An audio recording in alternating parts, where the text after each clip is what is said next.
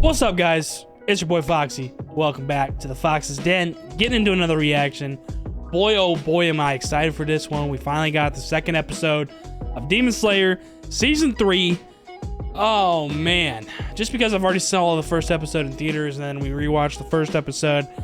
God, it feels like it's been forever since I've been waiting for this new episode to drop. We're finally getting some new content, at least for me, because I did see the first episode early. So like I couldn't be more excited for this, to actually learn who the hell this is right in front of Tanjiro. The cliffhanger on last episode was ridiculous, how they ended off, especially seeing that in theaters. It's like, God damn it, you just had to tease us like that.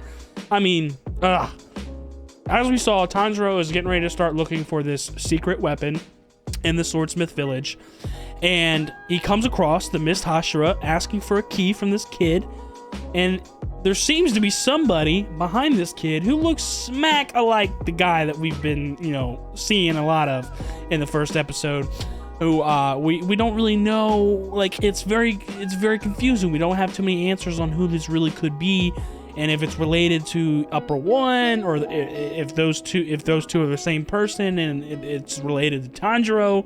But obviously the red hair and the earrings kind of give it away. Like, it's making you think, like, okay, this has got to be somebody who might be related to Tanjiro, right?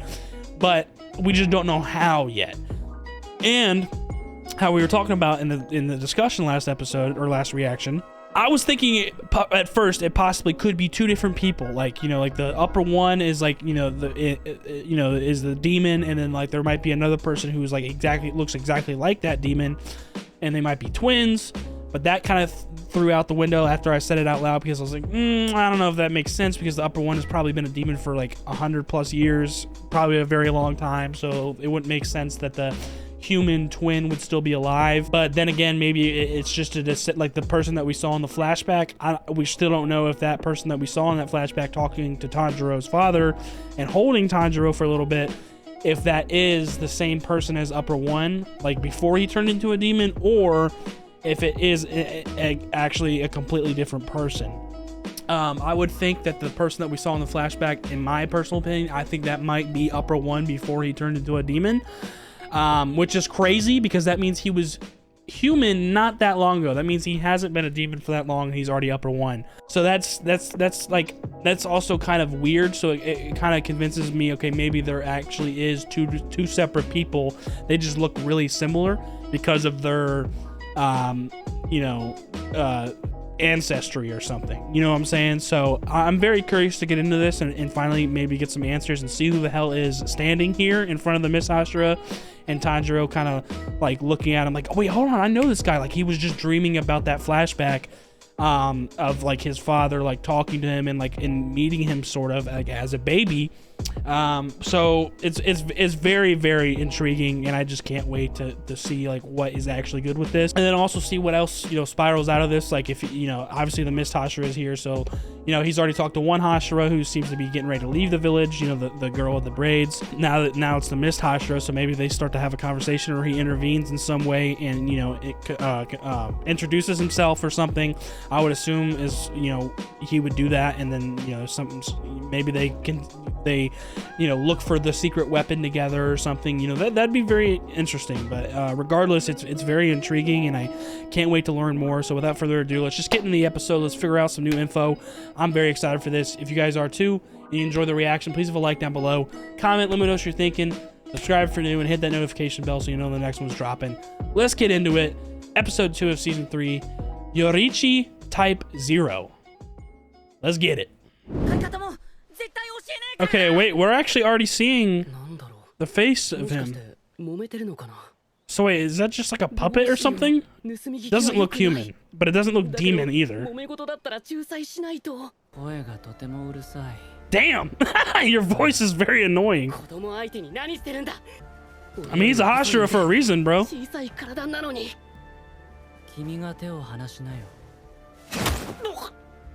Damn!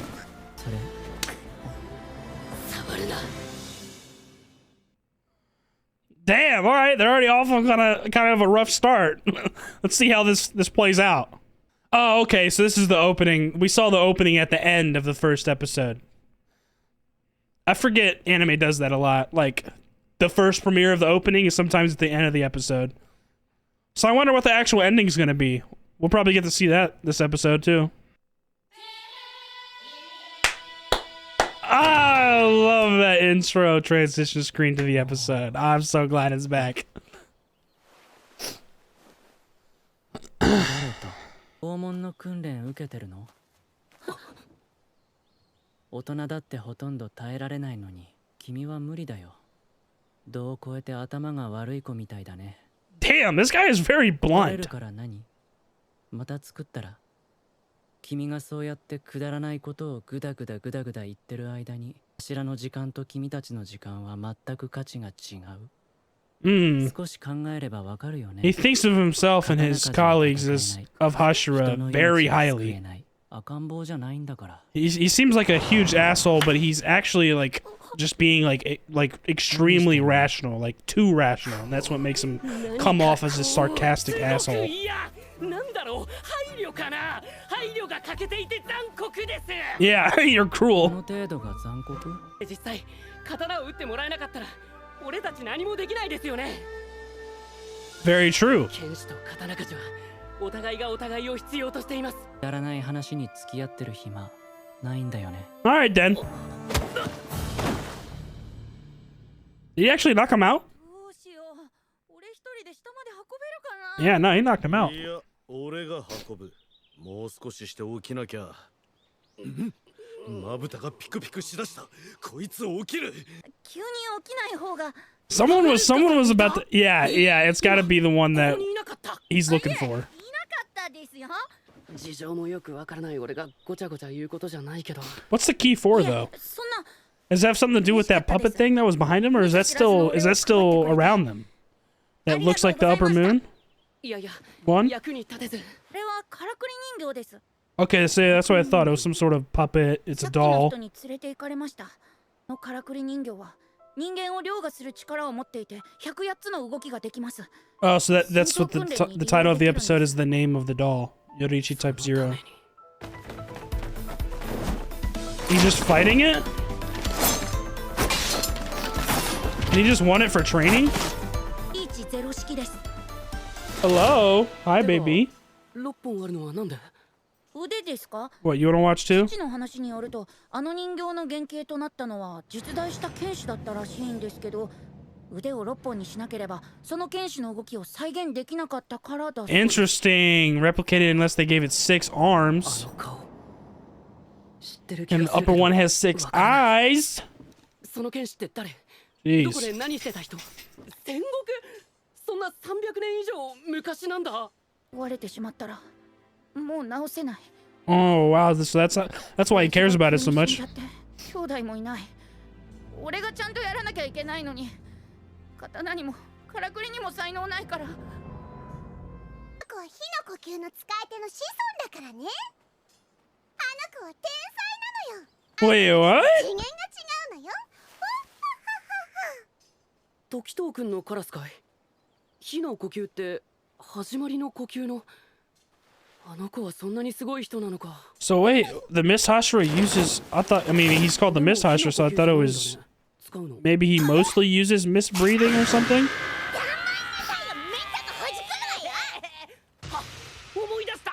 But he uses sun breathing too. Yeah, that makes things even more confusing now that they say that it's based off the warrior that was from the Sengoku period, which is apparently 300 years ago.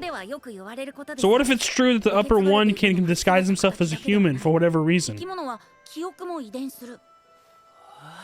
And if that's the case, then he could have fucked up Tanjiro and his family a long time ago. If that's the same person.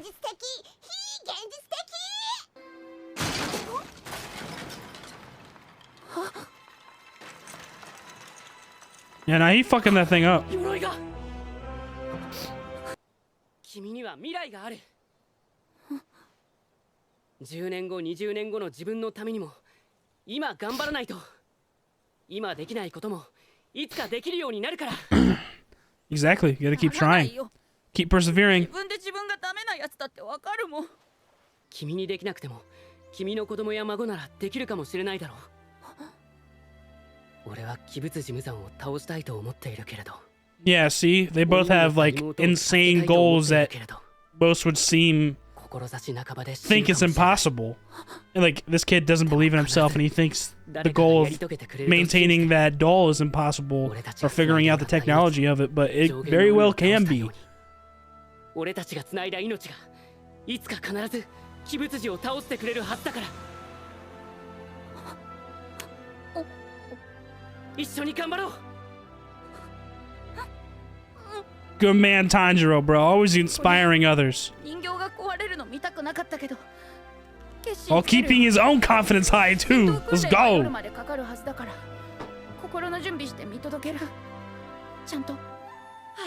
Good. いい修行になったよ。誰だっけ？ He doesn't even remember who he is. 俺の刀折れちゃったから。この刀もらっていくね。このクラスは全力で悪意あるな。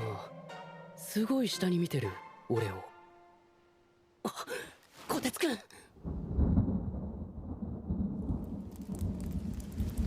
Those two, the Miss Astra and the Crow together, man, sassy fucking pair, bro. Oh my god. Oh nope.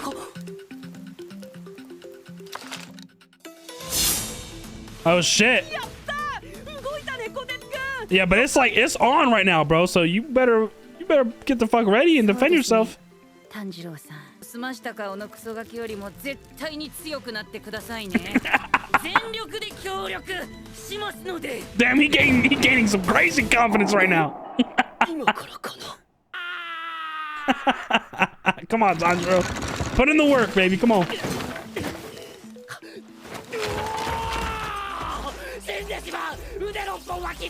その程度か、ゴミカスが。髪長すぎなんだよ。キレ、昆布頭。Seaweed head. ブサイクの短足。切腹しろ、恥知らず。要は基礎がなってない。本当に今までよく生きてこられましたね、鬼殺隊で。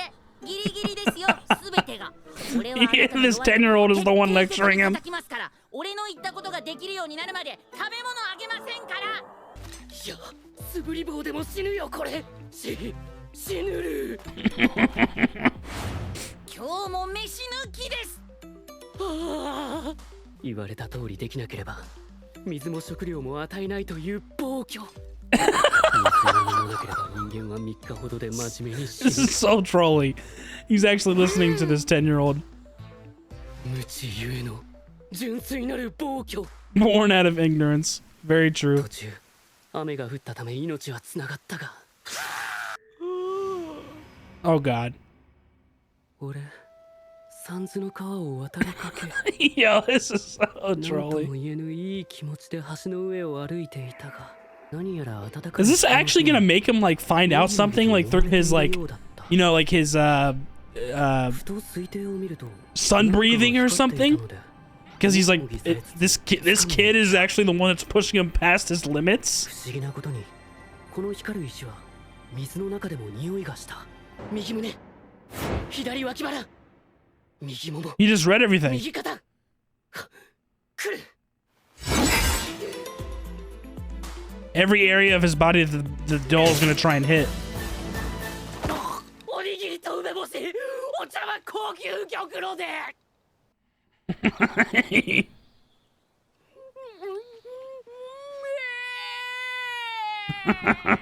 Yo. よしよし、わかるぞ。動きが前よりもずっとよくわかる。体力も戻ってついていけてる。 Oh, this has helped him get his stamina back all the way up 相手が too. 狙ってくる場所がわかるようになった。でも壊れたら。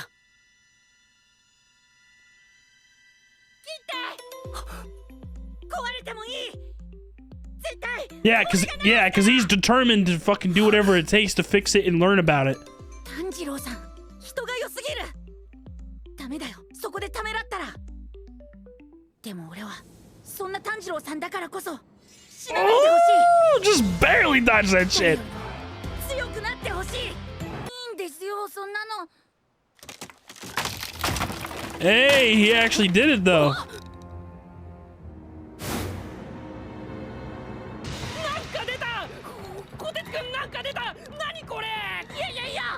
Oh shit, is that the secret sword? It's gotta be. I mean, no one's ever broken this puppet or doll before, so no one would know that there's a sword in there.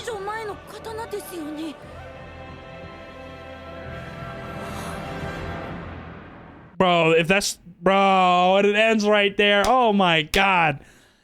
That's actually the fucking sword that they were talking about, I think. The secret sword. What if that shit's actually like that? Like, it's nasty as hell. He might not need his swordsmith anymore. And now that he has this secret sword, I mean, shit, that thing's gotta be crazy. Alrighty, guys, what another amazing episode of Demon Slayer. That second episode definitely got us the answers that we wanted, at least with the person that looked like Kokushibo, or, you know, Upper One, or the person that he saw in his flashback, if that's the same person. And he finally saw him, or we finally get to see the front of him, the face, and it's actually a doll or a, you know, puppet that's kind of replicated after that person. I would assume it's the same person that it's replicated after. And then we got some info saying that, you know, Kotetsu said that this doll was made after a swordsman that was from the Sengoku, I think is what they call it, Sengoku era, which is about 300 years ago. So if that's the case, then it's definitely based off of Kokushibo, you know, because it looks exactly like him pretty much, at least from his human state. And that would make sense, because that means Upper One, he's been a demon for hundreds of years. Like, he's been a demon for a very long time. So that would make perfect sense, but also that is kind of contradicting and confusing, because if that is the same person as the guy that we saw in the flashback with Tanjiro's father and himself as a baby, then that kind of is weird, because he looked like a human there. Like, that looked exactly like Upper One, but as a human. So that's why I'm thinking it still could possibly very well be two different people, because I mean, if it's based off of a warrior from 300 years ago, then, you know, Kokushibo, who's been a demon for that long, you know, hundreds of years on end, I mean, what the hell? Like, unless that's not the case, and he actually, I mean, but that would have to be the case, because how would he live that long to meet Tanjiro's father, and then, you know, indirectly kind of like Tanjiro himself as a baby? Like, how would he live that long as a human? So I'm thinking at this point, maybe that is the case, that, you know, it is the same person, and you know, as Upper One, and he just is able to, like, disguise himself as a human somehow. I mean, that would be crazy, but I mean, it seems like that could very well be the case, just with all the other info that we got this episode. But sure enough, it's a doll. The Mist Hashira wanted the key to start it, because he wanted a training session with it, and Kotetsu was very worried at first, and didn't want him to give him the key, because he didn't want him to break it, because he doesn't know anything about it. He's the last one of his generation, that you know, of his you know, ancestors that made the doll, and he feels like it's all, you know, falling onto him, because he has no siblings. He doesn't have his, you know, parents anymore. So, like, he feels like he can't live up to his, you know, ancestors' expectations, or you know, live up to his name, because he doesn't know anything about this, and he can't figure it out. But very quickly, Tanjiro you know, inspires him, because he also has a very big goal of taking out Muzan, which seems like it's impossible, whereas Kotetsu thinks himself that it's impossible to learn about this doll and acquire the technology and all by himself. But sure enough, you know, both of their goals are very, like, huge, that it seems like it could not be done, at least to the normal person. So it inspired Kotetsu, and now he has a firm belief that he will fix it no matter what, even if it does break, and learn about it, learn the technology. And so that's where, like, after the Miss Hashira, you know, got done with training with it, like, he's like, yeah, it was a good training session, like, whatever, see you later. You know, he seems very blunt, kind of sarcastic, as well as the crow that follows him. Like, they're very sassy, at least the crow is, and then, like, the Mist Hashira himself is just kind of, like, blunt, direct, maybe, like, as Tanjiro said, kind of cruel, but it seems like he's just, like, very, very to the point, and, like, super extremely rational. That's what it seems like mostly, and he just doesn't really have a, you know, he's kind of tone deaf when it comes to people's emotions, or, you know, just being a good person. So that's very interesting in his character, and kind of learning about his personality. But very quickly, Kotetsu is actually the one that starts training Tanjiro with the doll, and it's perfect, because it gets his stamina back up and gets him back in, you know, 100% shape how he should be. And, you know, he trains with it for a good couple days with no food, no water, and it's actually pushing him past his limits, getting his stamina back up. And finally, he was getting to the point where he could read it pretty well and actually landed a blow on it. But it was hesitant at first because it was, you know, was still worried about Kotetsu. Like, oh, wait, like, what if I break it? What if it breaks? And then Kotetsu, after being inspired by Tanjiro, who's like, no, strike it. Like, if it breaks, I'll fix it no matter what. Like, I'm determined now. Like, don't fucking slack off just because of my past intentions. You know what I'm saying? Like, you're too nice, Tanjiro. Like, just keep it going. And sure enough, he got a good strike on it. And then right there at the end of the episode, we see that there is a sword in the middle of this doll. I don't know if that has to do, I would assume, I don't know if it's just been hidden in there or if that's like a centerpiece in the technology on how it works. Nonetheless, I am assuming that is the secret sword that has been mentioned and talked about, because it seems like it's a sword from 300 years ago. So I'm very curious to see like what Tanjiro gains out of this, what the sword is like, if it's really that crazy of a sword, if it you know, powers him up, or you know, has some sort of special traits that's because it's based off of this warrior from the Sengoku period, who obviously we think is the upper one, Kokushibo, and we obviously see that the scar on his head is very similar to Tanjiro's scar, and we think that has something to do with sun breathing, right? That's one thing that we also learned too about the Mist Hashira. Apparently he is a sun breather, so he's also very talented, and you know, he's a prodigy. Like, he's about the same age as Tanjiro, but he's already a Hashira, and he's used sun breathing, we learned this episode. So it's like, oh, okay, it seems Tanjiro might actually be able to learn a lot from the Mist Hashira, if that's the case, because obviously they've been hinting that Tanjiro might be capable of sun breathing, and if that's the case, and Kokushibo was a sun breather himself before he became a demon, because obviously the scars are very similar, they look very similar in terms of the hair, the earrings, everything. And if that's linked to sun breathing, then maybe this sword is meant to be used by someone who uses sun breathing. And if that's the case, that might be a huge come up for Tanjiro. So we're just gonna have to find out next episode, but regardless, I'm loving this journey already, and it's just constantly giving you like new things to think about and like try and piece this all together. So I'm loving it. It was an amazing episode. If you guys enjoyed it, please leave a like down below, comment, let me know what you guys are thinking, subscribe if you're new, and hit that notification bell so you know when the next one's dropping. That's gonna do it for me. I hope y'all enjoyed it. Y'all be good.